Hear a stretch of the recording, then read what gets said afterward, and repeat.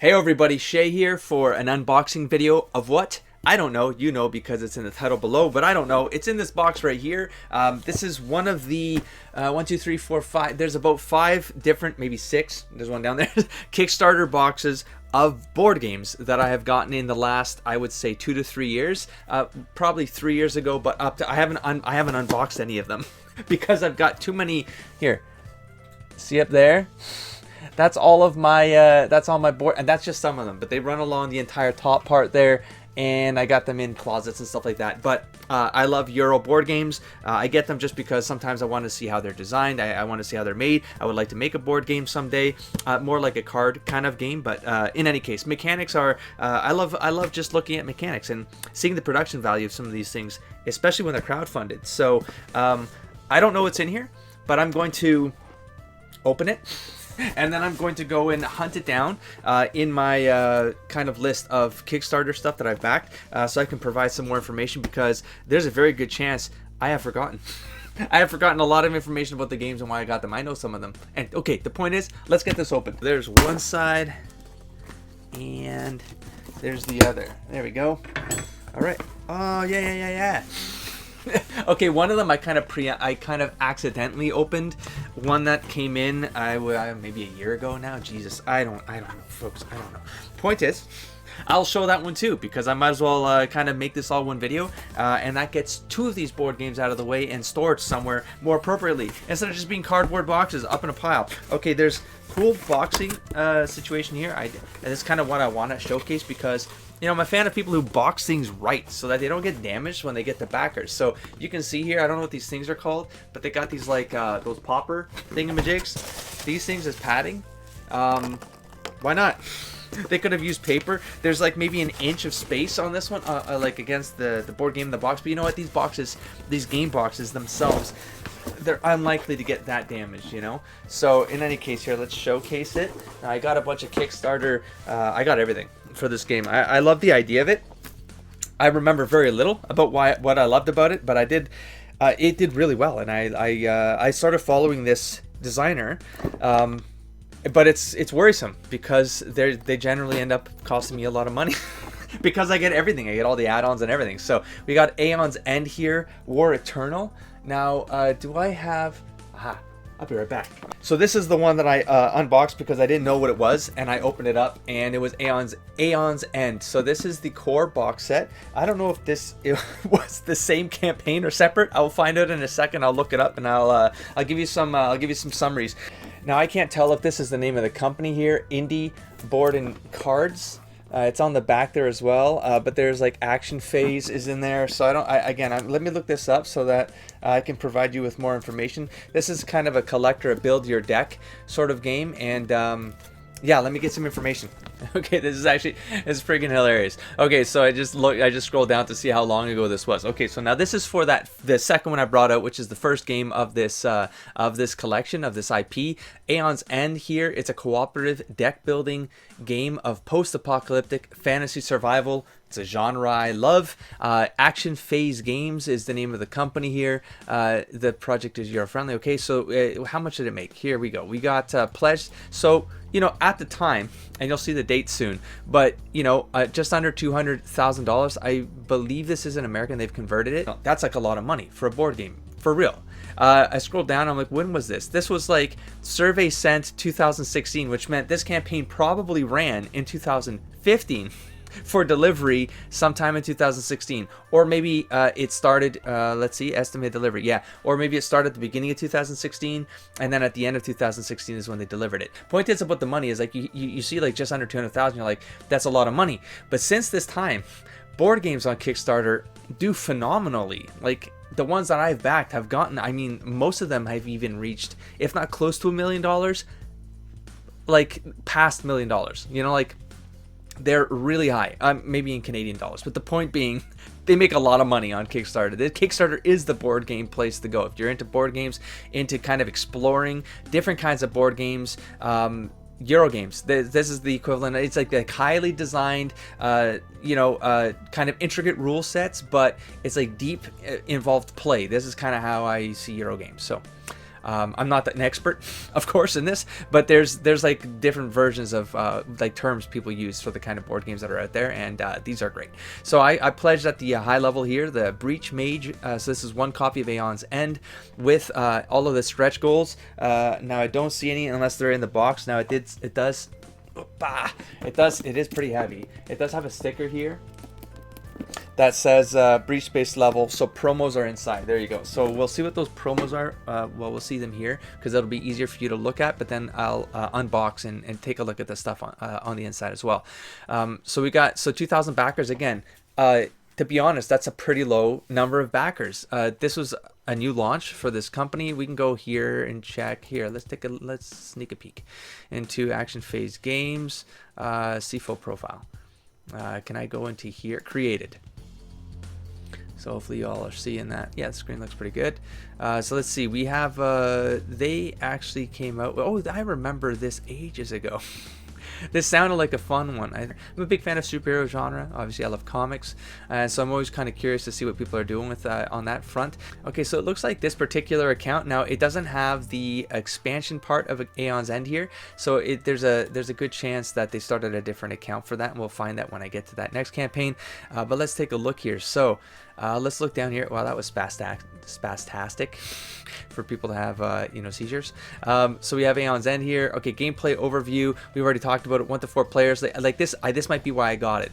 It says 1 to 4 players. Now I moved. I don't have connections with a lot of the people I used to do gaming with, and so I started looking for games that I could play single player. And I saw this one as a 1 to 4 player. I loved. This sounds the most boring thing I can say, but I loved solitaire. When I was a kid, I loved it. I played a lot of it because I just loved it. And so I've always loved the idea of games like other games that could do that, a single player experience with just a simple kind of rule set, cards, and just kind of a pass the time kind of activity, you know. Anyways, so it takes up to 60 minutes of play. Again, you can watch the video here if you want to learn more about it. But for all intents and purposes, if you've played collector card games, build your own deck sort of games, that's basically what this is. You have cards with effects on it, like Magic the Gathering. You have kind of, I guess, characters and enemies that you defeat. There's an equivalent of a turn order, which probably, and again, I haven't read the rules, I just opened these, that impacts the way the Nemesis works with the mages that are up against them. And that's it. And it sounds like a simple enough game to kind of pick up and just go for it. I love this. I love the design of the art. I love creature design. I love games that bring that into their like tabletop games, board games that kind of really visualize the world that you're going to be playing in. You're playing a board game, but there's something about creating that the fantasy world behind it, if it's fantasy or sci-fi, whatever, so that when you're just playing this card game or whatever, you can sometimes have these glimpses of what that world would be like. That's what Magic the Gathering does for me. I'm not a hardcore Magic the Gathering. I'm more like a pauper player. For the Magic people, you'll know what that means. Otherwise, don't worry about it. It's the cheap cards. I buy cheap because I just I like to play. I like to see the art, and sometimes I get glimpses into the lore, and I'm like, this should be more, you know? So that's the kind of feeling I get. Like, more board games should really like grasp that and get into the world building of the stuff, because why not? And then, I don't know, in my opinion, make some comics, release some novels, like do other media, you know, and build on the world. So there you go. So you're getting a snapshot of what this is all about, just from the visuals here, I hope. This might be, I watched this, Rado Plays, I think is the name of this channel. I highly recommend it. I haven't watched this in ages because, again, I watched him review games and showcase games, and then I want to buy them, and that's gonna turns into a friggin' money pit. But anyways, he does like single playthroughs, but he'll play the role of different characters just to kind of showcase the rules. Highly recommend him. And then we have the stretch goals. So 30,000 fully funded, and then 32. So Sage's brand times 5. So a new spell gets introduced. Okay, that seems simple enough. We have Zaxos or Jashos or Zassos, new Breach Mage. So we got a new character. There's a character, and these are where the tokens go. So like you know, you have turns, and you know, like the other thing I loved is like choose your own adventure games as a kid, like the novels. I got a ton of them. Like I love the idea. So pre-tabletop role-playing, that was my single player experience. It was flip through a book, read something, and I'm not just talking about the choose your own adventure where you get to a page that's like, what do you want to do, and then you go to the page, but there would be a character sheet at the back of it, and you'd fill it out, and you could have like stats, and then things would happen, and they would impact your stats or your hit points or whatever. So you were literally, it was like it was pre-tabletop, so from my perspective. Proto tabletop, choose your own adventure game. Loved it. So I hope that this kind of captures the spirit of that. It would be cool. So I have leeching. I never know how to say this word. Agate. It's embarrassing. I know. I get it. So there's a new gem card, whatever that is. So there's probably some power effect that happens there, maybe to power the breach mages. And then what else we have here? Temporal helix. What? I can't believe I'm stumbling on 5-letter words. Okay. Then we have the Blight Lords. So a new nemesis here against either the challenges, which seems simple enough that you can co-op against or single. Now this was cool, this Gravehold and Nemesis lifestyle. So now, because like, you know, on Magic the Gathering, you'll use a 20-sided dice or something like that. You'll turn it around when your hit points go down or something like that. But I've always liked games that had kind of a cool way that was like part of the design of the game. That was more than just a dice or like you having to write it down on a paper. Like just little pieces like this kind of enhance the experience for that particular game. So I thought that was neat. Blaze ×5, so I guess a new spell card. We have another a new relic card. So just cards got unlocked. So I guess Kickstarter folks have special cards and that are random pulls on the deck. We got another Breach Mage here, Lash. We have a short story. So they had, okay, see, that's good, cool. That's what I'm talking about. Like, you know, build up the world. I love it. So we got a short story in there. Let's see what we got. Menace, World Purge, and Gravity Splinter. 3 new Nemesis cards. So Kickstarter exclusive. Oh, I see some of these aren't Kickstarter exclusives. Let's see, any more Kickstarter exclusives? No. Okay, fair enough. So I guess, you know, they'll sell these at conventions or something like that. Maybe they'll be bundled into the box, but not these ones. These are Kickstarter exclusives. We got here a market setup card. That's probably where you put the decks. Maybe where you I don't know what this is. I guess there's markets in the game. That would make sense. You kind of go there, kind of switch things out. What other game did that? I have a game here. That's my buddy's. What's the name of that game? Dominion or Thunderstone. I hadn't played these in a while. But I think it's Thunderstone. Does something like that too with stores and stuff. Let's see. We have socials.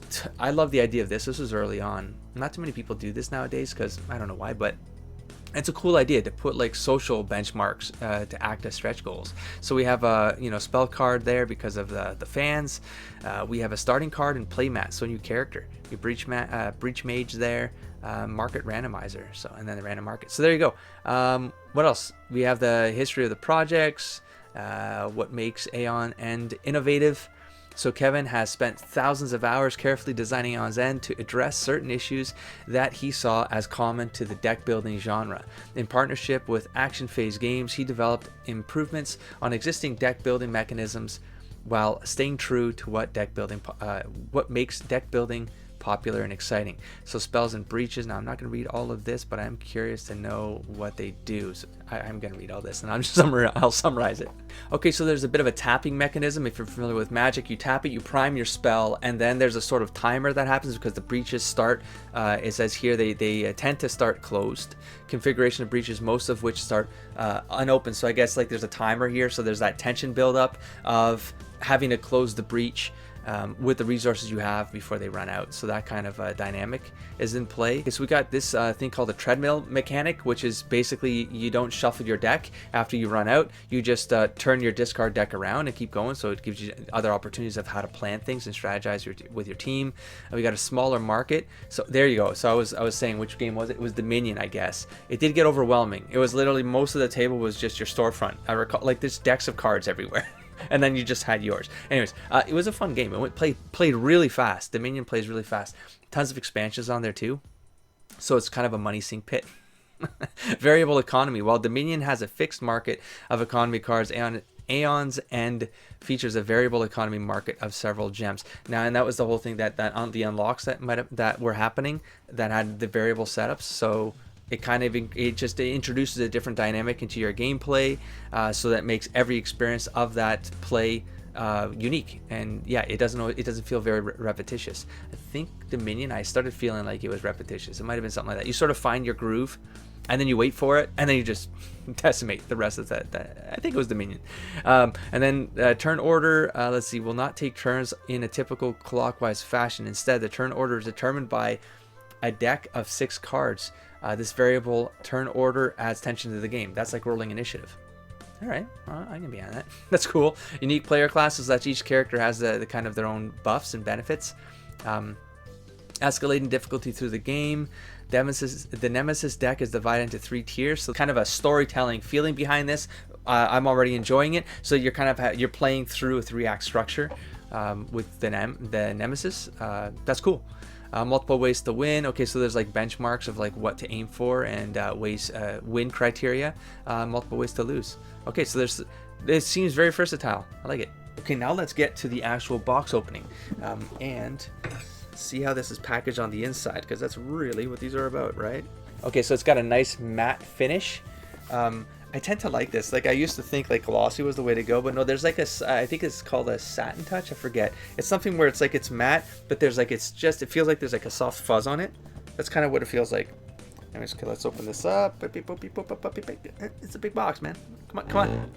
That's the box. That's the box. What is this? This is the Nameless. I don't know what this is. The depths expand. Oh, these are expansions. Oh, it's maybe to fit it in the box, and then you build these as like standalone boxes with the expansion pieces in it. Tells you what's in it. All right, so there you go. So it tells you what's in these boxes, and if you want to separate them, I guess you can. I don't know why you would. I'd have to learn more about the game to know why I would want to or need to split that up. It might have just been to kind of for economy, box economy, packaging economy.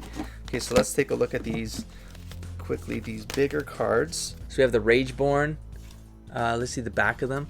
After Rageborn strikes, he loses 1 Fury token instead of 3. Okay, so there's like there's dynamics tied to how these behave in play, which again creates some versatility.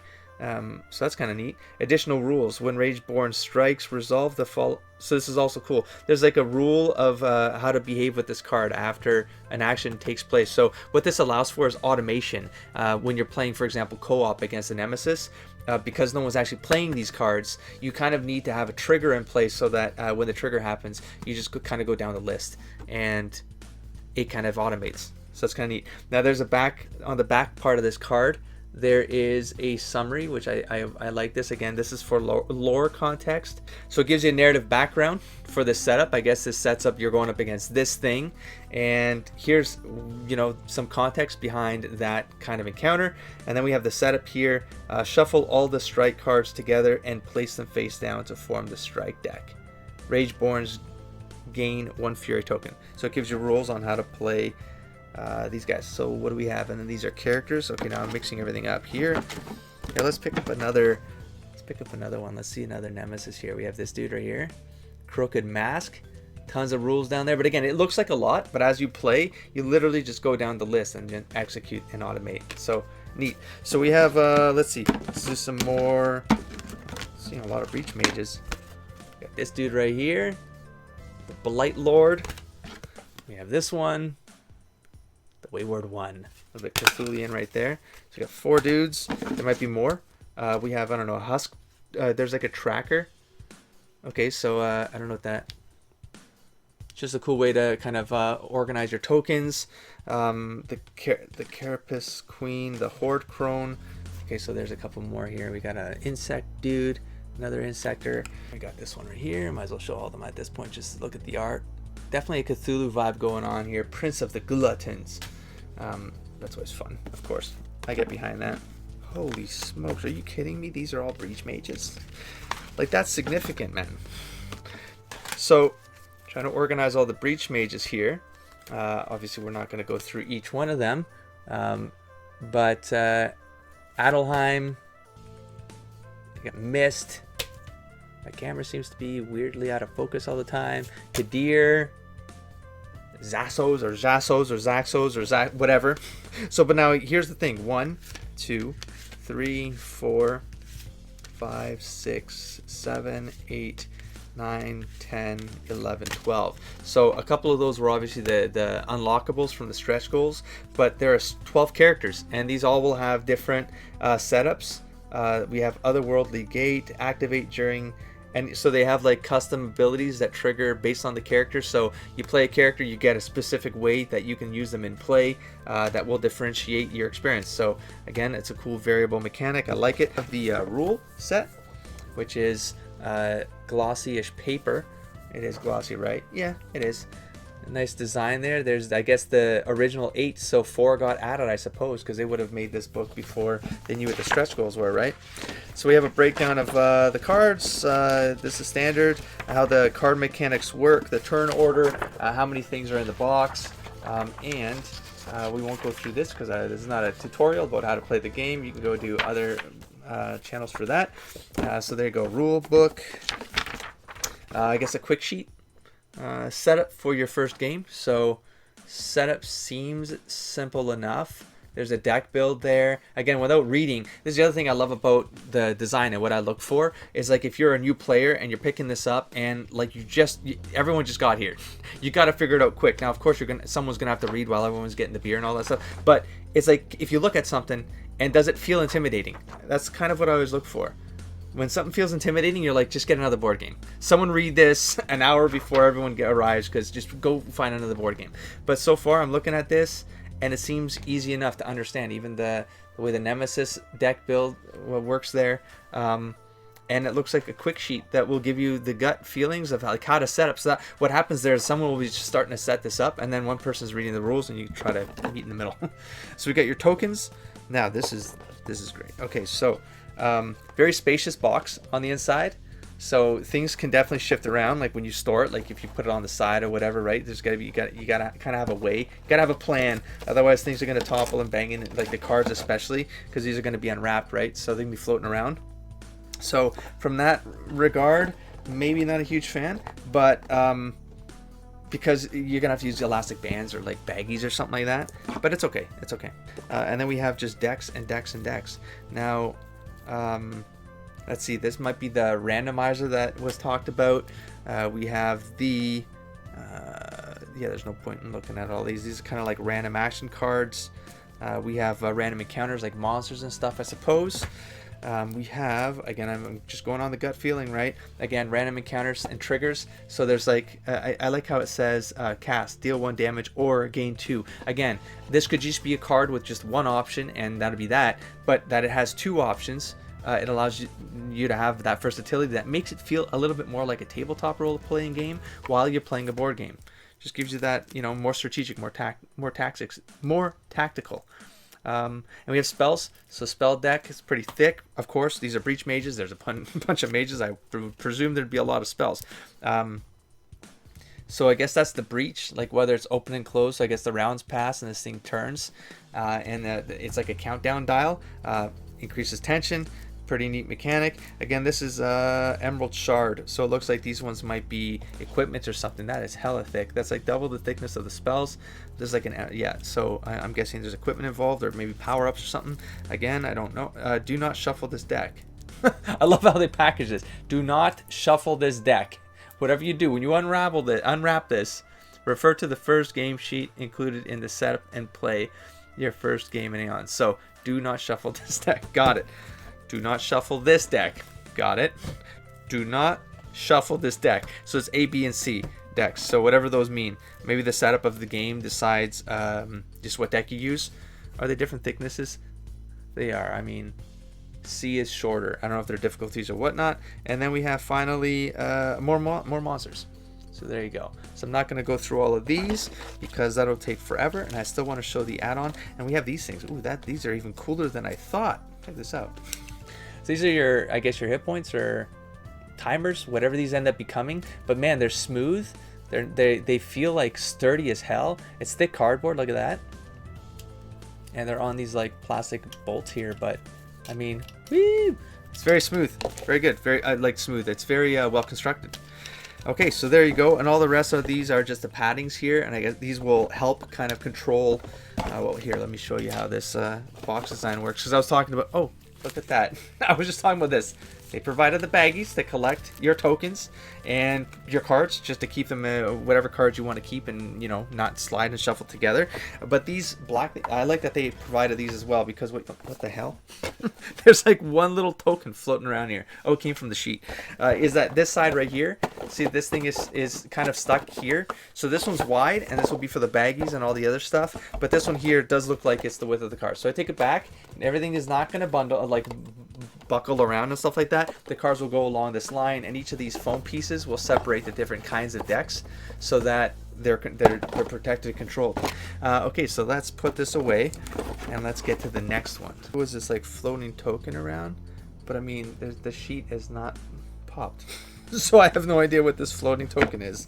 I don't know, maybe it was a bone. I don't know. It doesn't matter. Let's just go. Let's just keep going. Okay, and next we have Aeon's End War Eternal. Now I backed the package with just this expansion because the higher amounts here are with the original box set and the 2 expansions, which seem to be bundled into the main box. It's just they're not in the small boxes, which is fine. You can see a little bit of a bump on the backers here, but you can see a significant-ish bump, at least relative to the last one. This expansion is made double. So of course it made double because they are offering the original core expansion as well. So the people who missed out on that very early game, they're now jumping in for the War Eternal. They're getting the the bundle, and the bundle is double the price, obviously. And so this is 2017. In any case, 3 years ago. I'm just kind of opening it now.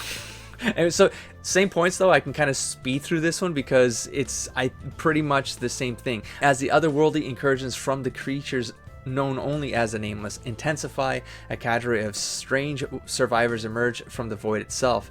Will they be Gravehold's salvation or its undoing? So possibly not Breach Mages, we'll find out. There might be a different type of warrior that comes into play here.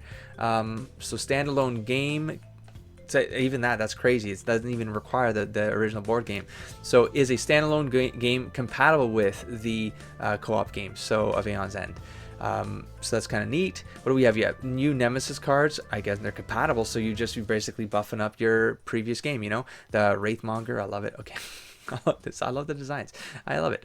Thrice Dead Prophet. You got a bit of a thing going on here. New Mage Remnant. Okay, so they are still mages. Indira getting a bit of the Magic the Gathering Pathfinder vibe going on here. Maybe they were playing off of that feeling, that spirit. I think that's pretty cool. We have some new spells. So really you're getting out of here, you're getting 2 Nemesis, right? Yeah, 2 Nemesis, and then we have new mage. So we have 2 mages. So promo, and then new spells, and these are all promo. We have bonus items. Okay, so here's the summary. You get 8 new mages. You have so another 200 plus player cards, including randomizers, 24 breaches. Oh, that might be what those other cards were that were supposed to be held in order. Maybe those are rounds of the breach scenarios. We got 4 nemesises, relics, spells, nemesis. Okay, tokens. We have the Void. What's the Void? Is this another expansion? Maybe? 2 mages, 50 player cards, 2 more Nemesis cards, and 18 of those. So I guess they kind of work together. I don't know. I never played the game yet. But it looks like Rado's run through this game. So that's good. Just watch his videos. He'll show you how to play this game. And if it interests you, like I said, hey, something we got to find out here. There we go. So previous collaborators. I see. So the designer himself started running his own campaigns. Okay, cool to know. 35 created. How many did I miss? Okay, unless there's one of those boxes is more add-ons. I don't think I got this one. Damn. Okay, so that one started to go up. So yeah, because I guess I wasn't playing them, and so I'm like, I don't know, I'll go to a convention someday and pick them up, and I'll lose out on the Kickstarter, but bonuses. But you know what? We have the New Age here. Okay, so, and I'm a completionist. So I mean, I will hunt these down at a convention and buy them all. Now I could swear I got this, but maybe not. So there you go. So I'm missing 3 different add-ons. Damn. Okay, so this guy's been busy. Good job, Travis. Game reviews, cool. Go see Rado. Accessory Pack. Well, maybe that's what that is. Did I get those? I don't know. We'll find out. We have dividers, translucent dice. I definitely don't need more dice in my life. I know some people will disagree with that. Stop. You have a problem. You should stop. Let's take a look at what's inside this box. For some reason, it feels heavier than the first one. I don't know why, because it's the same size, but it feels heavier. My own fault. I ended up stabbing the box instead of cutting the friggin' plastic. I was like, oh, that's making a weird sound. That doesn't sound like plastic being cut. Damn it. Okay, so again, it's that sort of silk finish where it's matte, but it feels kind of soft to the touch. So there you go. There's the box art of it. It's very cool, very slick. It does say Action Phase Games, but I guess he's just kind of managing the account instead of the company. And yeah, the back of it here, might as well show it, why not, right? So that's the design of the back of it. It's got the dial turner here, so that's cool that they kept that going. Also like that creature design, looks very planescapey too. I get like a mix of like I always say Wizards of the Coast, of Magic the Gathering, Planescape, kind of a mix of these kind of influences coming through this the design of this game. So they did create another one of these box things that you can make and put the pieces in here. The Outer Dark expansion, so I guess I got that. I'll figure out whether I need to put these in boxes or not. But oh, this has that nice, this happened with another box I opened up, Gloomhaven maybe. Oh, the new board game smell. That last game didn't have that new board game smell. We have the Void here. There's a lot of reflection there, but there you go. Again, just another box here. And then we have Aeon's End, so we don't really need to go through here. It's yeah, just a setup book. Again, it's on glossy paper, sturdy-ish. So it's not like, cause some of these like they get printed and it's sort of it's like weakish paper. But no, this one's got some girth to it. Gameplay, and again, it's what, 16 pages worth? 12, 14, 16, 18, 20. How many? Yeah, 20 pages. Not bad. So it's an easy enough rule set to kind of get through before people show up and start playing. We got a quick sheet, which we've talked about in the last game. Again, it's just to show you how to set up the decks on the table. You got your tokens. Now, much more. I mean, this is kind of an open terrain where you just dump your tokens and stuff like that. But it looks like they took into account the measurement of the cards here, made it nice and tight. This kind of boundary here sort of forces these lanes, and you got your padding here to split up the decks, so that's pretty solid. So you got your dials here. I guess each oh, it's kind of like hero clicky maybe. What the oh shit, one of them fell apart. Okay, I'll deal with that in a sec. I was talking about how sturdy the other ones were. These are not using the same bolt. The connector is not the same. These actually feel a little bit less secure than the ones in the original box set. But I suppose this is tied to the Nemesis, and these numbers matter. Like hero clicks will, like, you know, as things get damaged. I'm kind of speculating. I shouldn't be doing that because I'm just going to say wrong things. Okay, now this one here is missing one of the dials. Now I do have one of the little peglets. This is making me a little nervous to have to do, because if I lose this thing, I have a black carpet. So you know, you don't want to accidentally vacuum this. So anyways, I'm gonna have to fix this. That's a Nemesis. Let's put this over here for now. See if I can find the piece to that. There is, I don't know what this is. So Wraithmonger and Shrouds, these are like status effects that happen based on Nemesis attacks. Again, I'm speculating as I go, just because, ooh, even like this slot right here, let me talk, because I didn't even notice that was where these were. But like the Nemesis cards, because they're a little bit bigger, they actually fit flat in here. So what would happen here, I'd use this as the main base, and just move everything over if I could, if it fit. So you have the Nemesis card here. So there's the one guy. It's one of the mages. So they definitely they tweaked the design of the mage cards. It looks a little bit fuller. You have their kind of story background, which I think is kind of neat and fun. Now we got this bad boy here, and again they're right up back there for the setup, and another mage, which again reminds me of Planescape, the Remnant, and their backstory. So 2 and 2. Is there more? There's got to be more. I read 8. Okay, this is deep. Okay, this goes deep. So there's scenarios here. I'm not going to speculate there, but it's tied to the portal spins and stuff. We got some more status effects for like what the game is doing. Now this is a big ass stack. That is all the extra. Yeah. Jeez Louise. The Nemesises and the mages. So you got and Magda. You got a Nemesis here. Magus of Cloaks. Let me just do it this way. But I'm doing it. Okay, this is not working. Oh, I see. So there you go. That's a new card that wasn't on the other one. So those status effects that I was pulling out, I guess as things trigger, you know, he again, it's that variable component in the game, which makes it fun. Just makes it always new, unique. You have your breach close token, your cards here. These are separators. Oh, that's what they were. I mean, I'm like, what the hell are these floating things? They were separators. So you put the separators between the cards, beep, beep, beep, beep, so that you're organizing your the Nemesis cards and stuff like that. So each one of these is for a Nemesis card. There's a Wraith Maker, right? So then you put it in, you put the cards for the Wraith guy, and then move on. Almost put it in backwards. Okay, so there you go.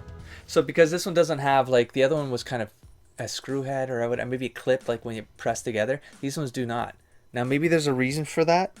Like these might get replaced, or you can, I don't know what the reason is, but these ones are easily like poppable. See that? There's no real clip in place.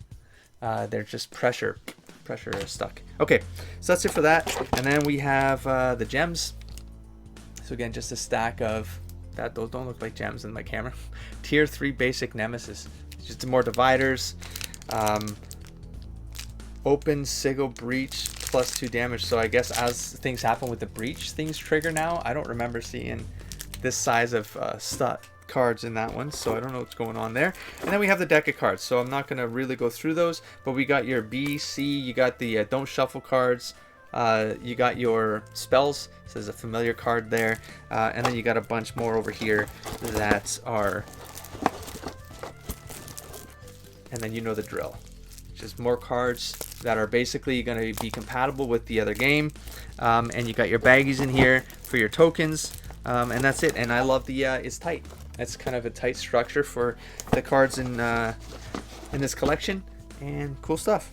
Okay, and then on top of it, I got this thing in this package. So I got an update pack, Aeon's Ends, the Nameless and the Depths. Actually, it's heavier. It's possibly as heavy as the big box, man.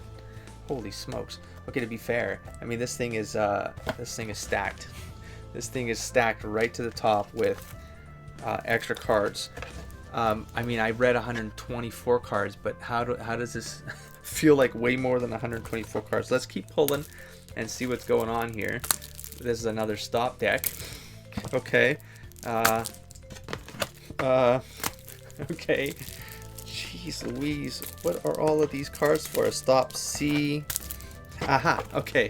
Jeez, this is 120 cards. You guys don't think that? Does this not seem like more than 120 cards? That's crazy. And then we have so maybe the updated. So how I said the art was changed. So there you go. Looks like they might have updated the way that these cards are designed so that they look more like the new one. Or I'm just saying, oh God, why do I always go backwards there? We've seen this guy though. So, I don't know, maybe I just doubled everything and I paid for extra things. It doesn't really matter. At the end of the day, I'll find out. I won't mix anything because, of course, you know, I don't want to create a scenario where I've broken the game somehow by adding. Yeah, but, like, I've seen this. Like, this is the card from the original.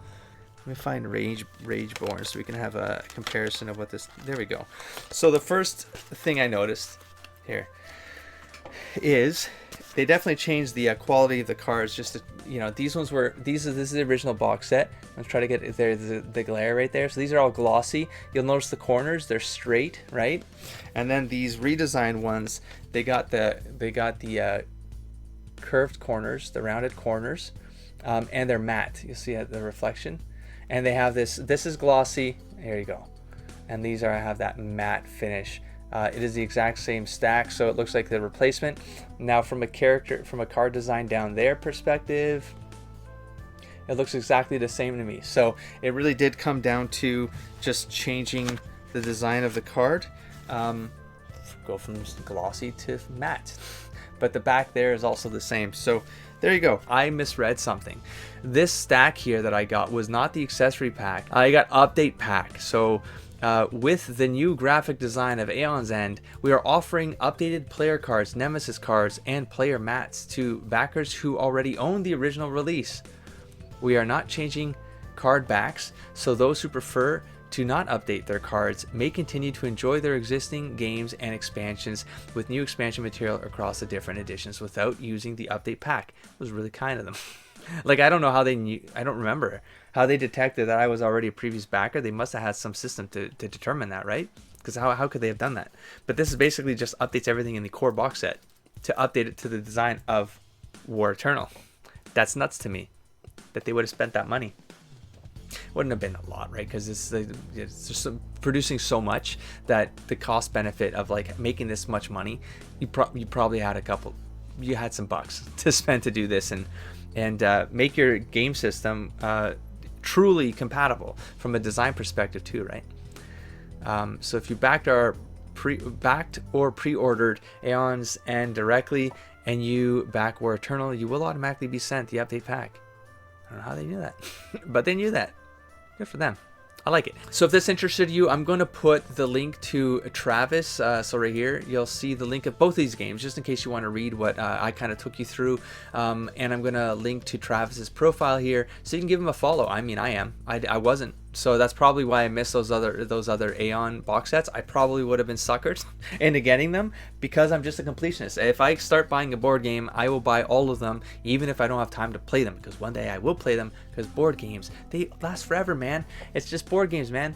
I wish I had more time. I wish I could do these single player games. I would love to bring to the channel in some manner, just because it's gonna be a fun thing to do, and I can always, you know, get some of the gaming folks that are there for video games. They can come over here and check out the board games. Or if I start doing tabletop RPGs, it'll likely be on this channel as well. That's kind of a random update at the end of this episode, but in any case, that was fun unboxing. That's 2 more games I can put away onto the stacks somewhere whenever this room gets done. I will catch you in the next video. Don't forget to explore, engage, and inspire, buddy. Peace.